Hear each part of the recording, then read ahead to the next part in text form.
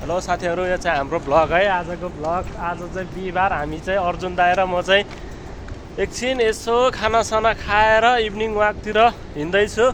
के गर्नु, यस्तै हो परदेशी जीवन। त्यो चाहिँ हाम्रो त्यो पछाडि पढेको चाहिँ हाम्रो पाकिस्तानी भाइ हो, देख्दैन, अँध्यारोमा बसेको छ लुकी लुकी, बुढीसँग कुरा गर्दै होला।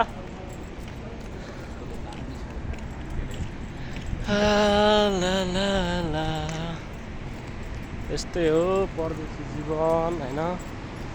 के गर्नु, राति राति यसरी घुम्नुपर्छ कहिलेकाहीँ। गर्मी छ हजुर, गर्मी छ, धेरै गर्मी छ यो साउदीमा। बोल्नु न तपाईँ पनि, के यार छ तपाईँ कस्तो के।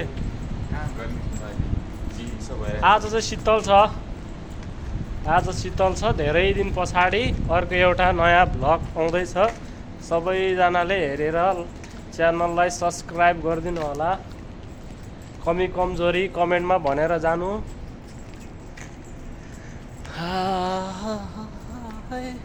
आज हाम्रो अर्जुन दाइले मलाई धोका दिएको छ। उता जाउँ भनेर गरेको, घुम्नलाई मार्केट जाउँ भनेर गरेको, यो मान्छे नआउनी भनेर, हेर्नु गाइज यो है, यो मान्छे हो। नआउनी भनेर लुकी लुकी पछाडिबाट लुकी लुकी आएर मलाई तर्साइदिएर अब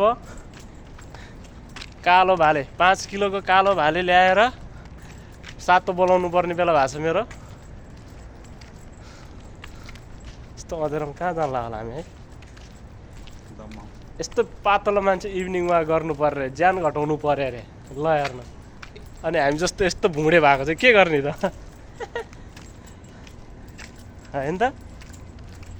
के हो, को आयो पछाडिबाट गाडी, फेरि गाडी आयो क्या हो।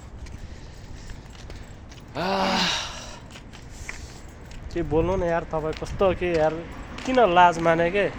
लाज मान्नु हुँदैन हो, लाज मान्नु हुँदैन। यताबाट जाने, यताबाट एक राउन्ड मार्ने, अनि त्यस पछाडिबाट हामी यताबाट निस्किने, निस्केर